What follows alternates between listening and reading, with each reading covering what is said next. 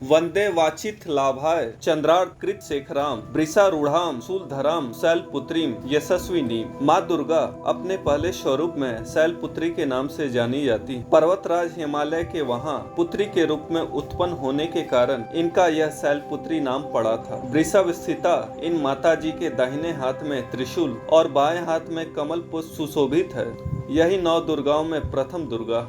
अपने पूर्व जन्म में ये प्रजापति दक्ष की कन्या के रूप में उत्पन्न हुई, तब इनका नाम सती था। इनका विवाह भगवान शंकर जी से हुआ था। एक बार प्रजापति दक्ष ने एक बहुत बड़ा यज्ञ किया। इसमें सारे देवताओं को अपना अपना यज्ञ भाग प्राप्त करने के लिए निमंत्रित किया गया, किंतु शंकर जी को उन्होंने इस यज्ञ में निमंत्रित नहीं किया। सती ने जब सुना कि हमारे पिता एक अत्यंत विशाल यज्ञ का अनुष्ठान कर रहे हैं, तब वहां जाने के लिए उनका मन विकल हो उठा। अपनी यह इच्छा उन्होंने शंकर जी को बताई। सारी बातों पर विचार करने के बाद उन्होंने कहा, प्रजापति दक्ष कारणवश हमसे रुष्ट हैं। अपने यज्ञ में उन्होंने सारे देवताओं को निमंत्रित किया है, उनके यज्ञ भाग भी उन्हें समर्पित किए गए, किंतु हमें जानबूझकर नहीं बुलाया, कोई सूचना तक नहीं भेजी है। ऐसी स्थिति में तुम्हारा वहां जाना किसी प्रकार भी श्रेयस्कर नहीं होगा। शंकर जी के इस उपदेश से सती का प्रबोध नहीं। पिता का यज्ञ देखने वहां जाकर माता और बहनों से मिलने की उनकी व्यग्रता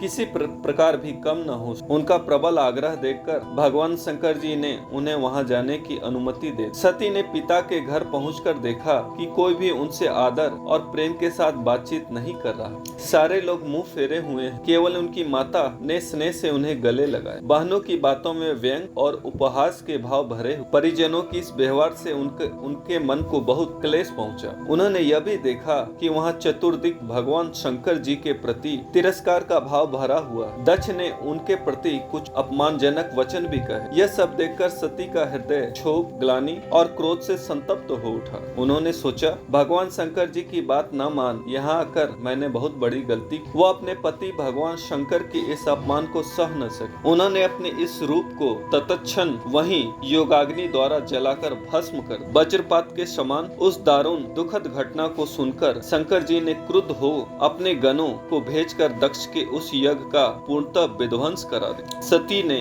योगाग्नि द्वारा अपने शरीर को भस्म कर अगले जन्म में शैलराज हिमालय की पुत्री के रूप में जन्म लिया।